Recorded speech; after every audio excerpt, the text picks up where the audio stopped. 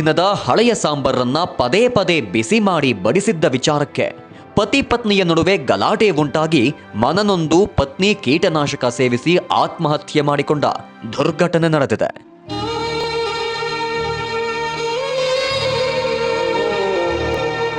ನಾಲ್ಕು ವರ್ಷದ ಮಗುವಿನ ತಾಯಿಯಾಗಿದ್ದ 27 ವರ್ಷದ ಕಾವ್ಯ ಜೀವನವನ್ನೇ ಮುಗಿಸಿಕೊಂಡಿರುವ ಘಟನೆ ನೆಲಮಂಗಲ ತಾಲೂಕಿನ ಬೆಣಚನಹಳ್ಳಿ ಗ್ರಾಮದಲ್ಲಿ ನಡೆದಿದೆ. ಬೆಂಗಳೂರು ಗ್ರಾಮಾಂತರ ಜಿಲ್ಲೆಯ ನೆಲಮಂಗಲ ತಾಲೂಕಿನ ಬೆಣಚನಹಳ್ಳಿ ಗ್ರಾಮದಲ್ಲಿ ಈ ದಾರುಣ ಘಟನೆ ನಡೆದಿದೆ. ಇನ್ನು ಮೃತ ಕಾವ್ಯ ಕಳೆದ 5 ವರ್ಷಗಳ ಹಿಂದೆ ರಂಗಸ್ವಾಮಿ ಜೊತೆ ವಿವಾಹವಾಗಿದ್ರು. ದಂಪತಿಗಳಿಗೆ 4 ವರ್ಷದ ಗಂಡು ಮಗು ಕೂಡ ಇದೆ. 3 ದಿನದ ಸಾಂಬಾರನ್ನ ಮತ್ತೆ ಮತ್ತೆ ಬಿಸಿ ಮಾಡಿ ಊಟಕ್ಕೆ ಬಡಿಸಿದ್ದ ವಿಚಾರಕ್ಕೆ ಪತಿ ರಂಗಸ್ವಾಮಿ ಸಿಟ್ಟಿಗೆದ್ದಿದ್ದ. ಇದೇ ವಿಚಾರವಾಗಿ ಇಬ್ಬರ ಮಧ್ಯೆ ಗಲಾಟೆ ಉಂಟಾಗಿತ್ತು. ಪತಿ ಅವಾಚ್ಯ ಶಬ್ದಗಳಿಂದ ನಿಂದಿಸಿ ಹಲ್ಲೆ ಮಾಡಲು ಯತ್ನಿಸಿದ್ದಾನೆ ಎನ್ನಲಾಗಿದೆ.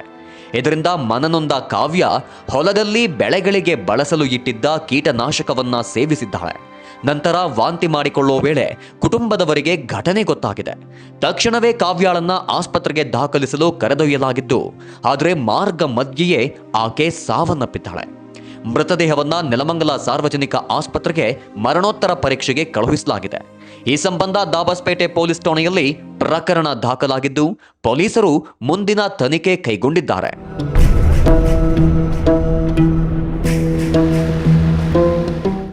ಒಟ್ಟಾರೆ ಸಣ್ಣ ವಿಷಯದಲ್ಲಿ ಆರಂಭವಾದ ಸಾಂಬಾರ್ ಗಲಾಟೆ ಕೊನೆಗೆ ಒಬ್ಬ ಗೃಹಿಣಿಯ ಪ್ರಾಣವನ್ನೇ ಕಸಿದುಕೊಂಡಿರುವುದು ದುಃಖಕರ ಸಂಗತಿಯಾಗಿದೆ.